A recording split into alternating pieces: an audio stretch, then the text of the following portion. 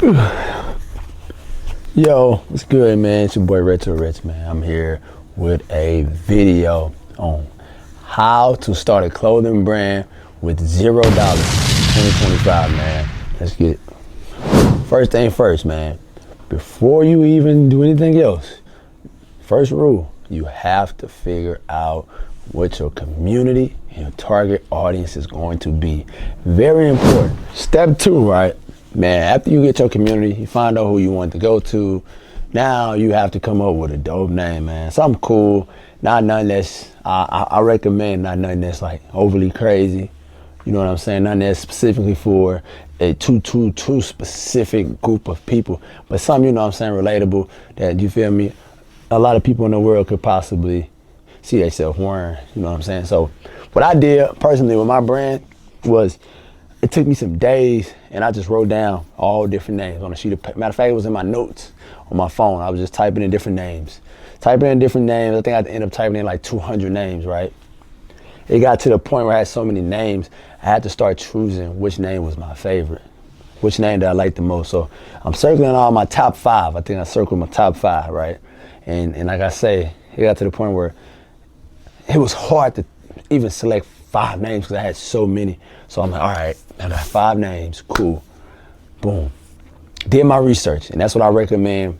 After you find your names, you find the ones you like, go on the internet, Google whatever, search each one of them names, you know what I'm saying, and see what pops up. If another clothing brand with that name pops up, leave it alone, because 9 times out of 10, they already got it trademarked, LLC, everything. So new name, and keep going, bro, until you find something that somebody don't got, or something that's, you know what I'm saying, different than somebody else. But definitely something that somebody doesn't have. You want to be unique, man. If you don't want to have a name that's the same as a popping brand, you know what I'm saying, if Fear of God has Fear of God, don't do Fear of something, or you know what I'm saying. Come up with something unique, something different, man. Start your own wave, you feel me?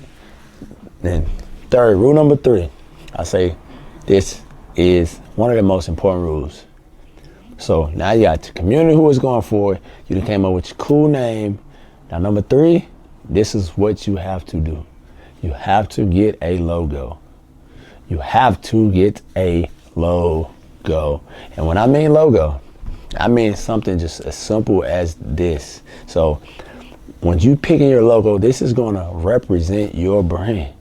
So you don't want to just throw anything out there, some Bushwick type of stuff.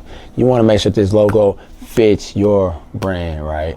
So I recommend, if I have $0, right, we're not trying to spend no money in the beginning.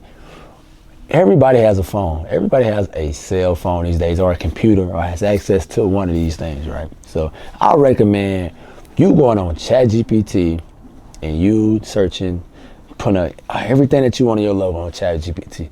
The colorway that you like, you feel me, the font that you might like, or the vision, everything. Just type it on ChatGPT, and ChatGPT will literally create a logo just for you and your brand, right? And that's one way. That's one way you can do it. Now, obviously, if you're artistic, you can draw, you can do some digital art, you might have an iPad, you can sketch it out yourself, it might be your signature, things like that. You can do it yourself, or like when I started, it was an app. At the time, it was called Vintage Logos, and it cost me $3 at the time to download this app, and I think it's free today. So you can also get like Canva, Vintage Logo, Bazaar, all apps that are free. And you can create logos on there. They have different fonts, stuff you can play with, slide through, stuff like that. But logo is important. It has to match your brand's identity, man. You feel me? You can't say you're a skater brand and now your logo is a basketball player. Like, it doesn't make sense. So make sure that it makes sense. That shit contains. Step number 4, right? So now you got your community, you got your name, you got your logo. Number 4 is also equally important, because now you have to hit the social media hard. You have to hit the socials hard, man. I'm talking about pause, like, but you have to get to it, man. So I would recommend you download TikTok, YouTube, Instagram, Facebook, all these, you know what I'm saying, social media, Twitter, everything you can think of, man. Try to make sure all of them got the same name, so it's easy for people to search, and I don't gotta just look through 7 different names when they trying to follow your page and get to your page, man. So I would make all those pages, right, all the same name, man, and I would just start following, honestly. I would start following different people that I am inspired by, different brands I'm inspired by, and just trying to get in that algorithm, man, searching things like, okay, skater brand influencers, you know, get familiar with these people and what they're wearing, what they like, what they, you know what I'm saying, what they do, what's the lifestyle behind it, things like that. Even brands, seeing how they capture pictures and things like that, man. And once again, all this costs $0 to make. It costs you $0 to make an Instagram. It costs you $0 to make a TikTok, bro. It doesn't cost nothing, man. So if you just absolutely was just born, probably if you're 80 years old, you want to start a clothing brand and you don't know how to make a social media page, I'm sorry, Miss Gladys, but I'm pretty sure you got a grandkid, you got a kid, somebody that can help you, assist you, make these pages, man, because these are that's super important, man. So step 5 is literally right after that. Literally step 5 is once you get those pages rocking, man, get them pages made, now you gotta get them rocking, right? So now you have to start posting. You have to start feeding to the community, right? So now you did the hard work. You got the community, you have the brand, you have the name, you have the logo, you have the social. Now it's time to put it together, right? So now you take that same app that you use to make the logo, whether it's Canva, right? And you can literally go to Google, you download a picture of a t-shirt, right? And you take that picture of the t-shirt, boom, and you put it on Canva, right? Transparent, white background, whatever. You take your logo, make sure it's transparent. That means it has no white or black background. Put that on a t-shirt, right? And now you're starting to post those pictures and put it on your Instagram feeds, your TikToks, asking how y'all feel about this. You know what I'm saying? Do you like that? And you know what I'm saying? You might put a couple colorways out. I recommend not to put too many out. Don't give people too many options. Really in the beginning, keep it super simple, man. And like I say, while you're posting those things, man, getting feedback, posting things like lifestyle pictures of what you in. So if you're doing a skater brand, posting skateboard, people skateboarding, you might be doing TikToks, you're doing kick flips, things like that. Like I said, that's why it's important for you to be passionate about the lane that you're choosing, because it will be easier to, you know what I'm saying, get in there and handle your business.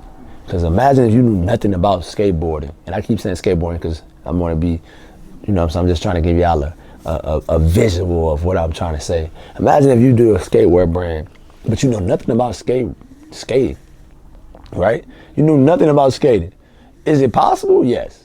But in reality, you would be lost. You would be a faker. And I don't want you to be a fake, you know what I'm saying, amongst people that are really passionate about what they do. Because eventually somebody gonna call you bluff.